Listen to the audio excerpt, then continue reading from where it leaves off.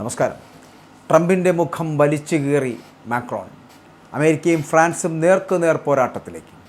ഐക്യരാഷ്ട്രസഭയുടെ സുരക്ഷാ കൗൺസിൽ വേദിയിൽ വീണ്ടും അമേരിക്കൻ സാമ്രാജ്യത്വത്തിൻ്റെ അഹങ്കാരവും സഹിഷ്ണുതയില്ലായ്മയും ലോകത്തിന് മുന്നിൽ തുറന്നു കാട്ടപ്പെട്ടിരിക്കും. ആഗോളതലത്തിൽ മനുഷ്യാവകാശങ്ങളുടെയും ജനാധിപത്യത്തിൻ്റെയും കാവലാളുകളാണ് എന്ന് സ്വയം ചമയുന്ന അമേരിക്കൻ ഭരണകൂടം സ്വന്തം സഖ്യകക്ഷിയായ ഫ്രാൻസ് വസ്തുതകൾ തുറന്നു പറഞ്ഞപ്പോൾ മറുപടിയില്ലാത്ത നയതന്ത്ര പരാജയം സംബന്ധിച്ച് യോഗത്തിൽ നിന്ന് ഇറങ്ങിപ്പോവുകയായിരുന്നു. സ്വന്തം നിലപാടുകൾക്ക് എതിരെ പറയുന്നവരെ കേൾക്കാൻ പോലുമുള്ള ജനാധിപത്യ മര്യാദ അമേരിക്കയ്ക്കില്ല എന്ന് ഈ സംഭവം തെളിയിക്കുകയാണ്. UN മനുഷ്യാവകാശ മേധാവി വോൾക്കർ ടർക്കിന് രണ്ടാമതൊരു കാലാവധി കൂടി നൽകുന്നതിനെ ചൊല്ലിയാണ് UNനും അമേരിക്കയും തമ്മിൽ കടുത്ത തർക്കമുണ്ടായത്. ഉക്രൈൻ വിഷയം ചർച്ച ചെയ്യാൻ വിളിച്ചു ചേർത്ത സുരക്ഷാ കൗൺസിൽ യോഗത്തിൽ വോൾക്കർ ടർക്കിൻ്റെ പുനർനിയമനത്തെ അമേരിക്ക കടുപ്പത്തിൽ എതിർത്തപ്പോൾ ഫ്രാൻസ് അതിനെ പൂർണ്ണമായിട്ട് പിന്തുണച്ചു എന്നുള്ളതാണ്. തങ്ങളുടെ താളത്തിനൊത്ത് തുള്ളാത്ത സ്വതന്ത്ര ശബ്ദങ്ങളെ അടിച്ചമർത്തുവാനുള്ള ട്രംപ് ഭരണകൂടത്തിൻ്റെ നീക്കത്തിനാണ് ഫ്രാൻസിൻ്റെ ഉറച്ച നിലപാടിലൂടെ പ്രഹരമേറ്റത്. വർഷങ്ങളായിട്ട് തങ്ങളുടെ താൽപ്പര്യങ്ങൾക്ക് വഴങ്ങുന്നവരെ മാത്രം പിന്തുണയ്ക്കുകയും അല്ലാത്തവരെ വേട്ടയാടുകയും ചെയ്യുന്ന അമേരിക്കൻ നയത്തിൻ്റെ തുടർച്ചയാണിത്. നാറ്റോ സഖ്യകക്ഷിയായിട്ടുള്ള ഡെൻമാർക്കിൻ്റെ കീഴിലുള്ള ഗ്രീൻലാൻഡ് പിടിച്ചെടുക്കുമെന്ന ട്രംപിൻ്റെ ഭീഷണിയും പശ്ചിമേഷ്യയിൽ ഇറാന് നേരെ നടത്തിയ കടന്നാക്രമണവുമെല്ലാം യൂറോപ്യൻ രാജ്യങ്ങളുമായിട്ടുള്ള ബന്ധം തകർച്ചയിലേക്ക് എത്തിച്ചിരിക്കുകയാണ്.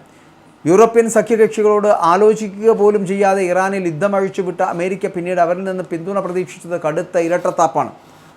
ട്രംപും ഫ്രഞ്ച് പ്രസിഡന്റ് ഇമ്മാനുവൽ മാക്രോണും തമ്മിലുള്ള വഷളായിട്ടുള്ള വ്യക്തിബന്ധവും നയതന്ത്രപരമായിട്ടുള്ള അഭിപ്രായ വ്യത്യാസങ്ങളും ഇപ്പോൾ അന്താരാഷ്ട്ര വേദികൾ പരസ്യമായ പോരായി മാറുകയാണ്. തുറന്ന പോരിലേക്ക് ഫ്രാൻസും അമേരിക്കയും എത്തുന്നു എന്നുള്ളതാണ്. ഇവിടെ അന്താരാഷ്ട്ര വ്യാപാരം, പ്രതിരോധ മേഖല, ആഗോള സംഘർഷങ്ങൾ എന്നിവയിലൊക്കെ അമേരിക്ക പുലർത്തുന്ന ഏകപക്ഷീയമായിട്ടുള്ള അധിനിവേശ മനോഭാവത്തിനെതിരെ ഫ്രാൻസ് പരസ്യമായിട്ട് രംഗത്ത് വന്നത് അമേരിക്കയെ വല്ലാതെ ചൊടിപ്പിക്കുകയും ചെയ്തു. അമേരിക്കയുടെ മാന്യതയുടെ മുഖംമൂടി പൂർണ്ണമായിട്ടും അഴിഞ്ഞു വീണത് ഫ്രാൻസിൻ്റെ UN മിഷൻ നടത്തിയ പ്രസ്താവനയോടുകൂടിയാണ്. ഒരു കാലത്ത് മനുഷ്യാവകാശങ്ങളുടെ ദീപസ്തംഭമായിരുന്ന അമേരിക്ക ഇന്ന് ഒറ്റപ്പെട്ട് നിക്കരാഗോ, ഉത്തര കൊറിയ, റഷ്യ തുടങ്ങിയ രാജ്യങ്ങളുടെ നിരയിലേക്ക് അധപ്പതിച്ചിരിക്കുന്നുവെന്നും ലോകമിനിയും അമേരിക്കയെ ശ്രദ്ധിക്കുന്നില്ല എന്നുള്ള ഫ്രാൻസിൻ്റെ വിമർശനമടക്കം അമേരിക്കൻ നയതന്ത്രജ്ഞരെ വല്ലാതെ ഉലച്ചുപോയ കാര്യങ്ങളാണ്. അപ്പോൾ സത്യം തുറന്നു പറഞ്ഞ ഫ്രാൻസിനോട് മറുപടിയില്ലാതെയാണ് അമേരിക്കൻ പ്രതിനിധികൾ ആ ഇറങ്ങിപ്പോക്ക് നടത്തിയത് പോലും. സുരക്ഷാ കൗൺസിൽ മാത്രമല്ല, UN ജനറൽ സെക്രട്ടറി അസംബ്ലിയിലും അമേരിക്ക കനത്ത തിരിച്ചടിയാണ് നേരിട്ടത്. 144 രാജ്യങ്ങൾ വോൾക്കർ ടർക്കിൻ്റെ പുനർനിയമനത്തെ അനുകൂലിച്ച് വോട്ട് ചെയ്തപ്പോൾ കേവലം 10 രാജ്യങ്ങൾ മാത്രമാണ് അമേരിക്കയ്ക്കൊപ്പം നിന്നത്. എന്നാൽ ലോകം മുഴുവനും ഒരു വഴിക്കും അമേരിക്ക മറ്റൊരു വഴിക്കുമാണ് എന്നുള്ള യാഥാർത്ഥ്യം ഈ വോട്ടെടുപ്പ് ഫലം വ്യക്തമായി തെളിയിക്കപ്പെട്ടു.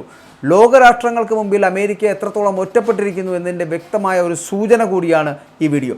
തങ്ങളുടെ തോൽവിയും ആഗോളതലത്തിലെ ഒറ്റപ്പെടലും മറച്ചുവെക്കുവാൻ പിന്നീട് പത്രസമ്മേളനം വിളിച്ച് ഫ്രാൻസിനെതിരെ വിഷം തുപ്പുകയാണ് US അംബാസഡർ മൈക്ക് വാൾസും ഡെപ്യൂട്ടി അംബാസഡർ ഡാൻ നെഗ്രിയയും ചെയ്തത്. സ്വതന്ത്ര ജനാധിപത്യ രാജ്യങ്ങളെ പ്രസംഗിക്കാൻ ഫ്രാൻസ് മുതിരുകയാണെന്നും അവർ ധാർമ്മിക ധിക്കാരം കാണിക്കുകയാണ് എന്നുമുള്ള അമേരിക്കൻ പ്രതിനിധികളുടെ ആരോപണങ്ങൾ സ്വന്തം പിഴവുകൾ മറയ്ക്കുവാനുള്ള വില കുറഞ്ഞ നാടകങ്ങൾ മാത്രമാണെന്നും ചരിത്രത്തിൽ ഫ്രാൻസിന് അമേരിക്ക നൽകിയ പിന്തുണയെ ഓർമ്മിപ്പിച്ചുകൊണ്ട് സഹായം പറ്റിയവരിൽ അല്ലെങ്കിൽ കൈപ്പറ്റിയവർ അമേരിക്കയുടെ ആജ്ഞാനുവർത്തികളായി ജീവിക്കണമെന്ന സാമ്രാജ്യത്വ ചിന്താഗതിയിലാണ് ഡെപ്യൂട്ടി അംബാസഡർ അടക്കം ഇതിനെ രൂക്ഷമായ ഭാഷയിൽ വിമർശിച്ചത്. മുൻകാലങ്ങളിൽ ചെയ്ത് സഹായങ്ങൾ ചൂണ്ടിക്കാട്ടി മറ്റു രാജ്യങ്ങളുടെ അധികാരത്തിന്മേൽ കുതിര കയറുവാനുള്ള അമേരിക്കൻ ശ്രമങ്ങൾക്ക് ഇനി ഈ ലോകവേദിയിൽ വിലപ്പോവില്ല എന്നുള്ള മുന്നറിയിപ്പ് കൂടി ഫ്രാൻസ് നൽകിയിരിക്കുകയാണ്. മനുഷ്യാവകാശങ്ങളെയും അന്താരാഷ്ട്ര നിയമങ്ങളെയും തങ്ങളുടെ സൗകര്യത്തിന് മാത്രം ഉപയോഗിക്കുന്ന അമേരിക്കയുടെ ക്രൂരമായിട്ടുള്ള മുഖമാണ് ഇവിടെ വെളിപ്പെടുന്നത്. തങ്ങൾക്ക് വഴങ്ങാത്ത നയതന്ത്രജ്ഞരെയും സംഘടനകളെയും വേട്ടയാടുക എന്ന ട്രംപ് ഭരണകൂടത്തിൻ്റെ വിനാശകരമായിട്ടുള്ള നയം അത് അന്താരാഷ്ട്ര സഹകരണത്തിന് തന്നെ കടുത്ത ഭീഷണി ഉയർത്തുന്നു. അപ്പോൾ ചുരുക്കത്തിൽ UN സുരക്ഷാ കൗൺസിലിൽ നിന്ന് ഇറങ്ങിപ്പോവുക വഴി അമേരിക്ക സ്വയം നാറുകയും സ്വന്തം നയതന്ത്ര പരാജയവും അസഹിഷ്ണുതയുമാണ് ലോകത്തിന് മുന്നിൽ പ്രദർശിപ്പിക്കുകയും ചെയ്തത്. ഫ്രാൻസിൻ്റെ ധീരമായിട്ടുള്ള നിലപാട് അമേരിക്കൻ സാമ്രാജ്യത്തിന് കിട്ടിയ കനത്ത പ്രഹരമാണ്. ലോകമിനി അമേരിക്കയുടെ ഭീഷണികൾക്ക് വഴങ്ങില്ലെന്നും അമേരിക്കയുടെ അധീശത്വത്തിൻ്റെ നാളുകൾ എണ്ണപ്പെട്ട് കഴിഞ്ഞു എന്നുള്ള വ്യക്തമായ സന്ദേശവും ആ സന്ദേശമാണ് ഈ പറയുന്ന സംഭവങ്ങൾ നൽകുന്നത് എന്നുള്ളതാണ്. അമേരിക്കയും ഫ്രാൻസും നേർക്ക് പോരാട്ടം നടത്തുക എന്ന് പറയപ്പെടുന്നത് ഇത്രയും കാലമില്ലാതിരുന്ന ഒരു പ്രക്രിയ പുനരാരംഭിച്ചിരിക്കുന്നു എന്ന് പറയേണ്ടിയിരിക്കുന്നു.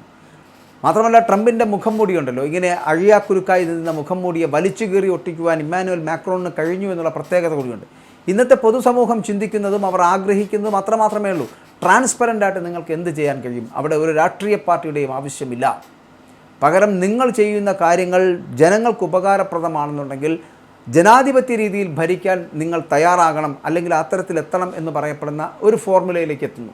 പക്ഷേ അത് ചെയ്യുവാൻ അമേരിക്കയും ഫ്രാൻസും തമ്മിൽ, അല്ലെങ്കിൽ അമേരിക്ക ഇപ്പോൾ മറ്റുള്ള രാജ്യങ്ങളിൽ നടത്തുന്ന, ഇറാനിൽ നടത്തുന്ന ഈ ആക്രമണങ്ങളടക്കം മറ്റു പല രാജ്യങ്ങൾക്കും വേവലാതി ഉണ്ടാക്കുന്നതാണ്. അതിൽ സത്യസന്ധമായൊരു സമീപനം ഫ്രാൻസ് മുന്നോട്ട് വെച്ചപ്പോൾ അവരുടെ സഖ്യകക്ഷിയായുള്ള ഫ്രാൻസിനെ പോലും ഉൾക്കൊള്ളാതെ അമേരിക്കൻ പ്രതിനിധികൾ ഇറങ്ങിപ്പോകുന്ന കാഴ്ച കണ്ടിരിക്കുന്നു. മാത്രമല്ല, ഇവിടെ ട്രംപിൻ്റെ ഈ മുഖം മൂടി അത് വലിച്ചു കീറുന്ന തരത്തിലേക്ക്, വലിച്ചു കീറി ഒട്ടിക്കുന്ന തരത്തിലേക്ക് എത്തിയിരിക്കുന്നു ഫ്രാൻസിൻ്റെ പ്രധാനമന്ത്രി ഇമ്മാനുവൽ മാക്രോൺ. ഇതെന്തിൻ്റെ സൂചനയാണ് എന്നറിയില്ല. എന്തായാലും അമേരിക്കയും ഫ്രാൻസും കൊമ്പ് കോർക്കുകയാണ് നേർക്കുനേർ പോരാട്ടത്തിനായി.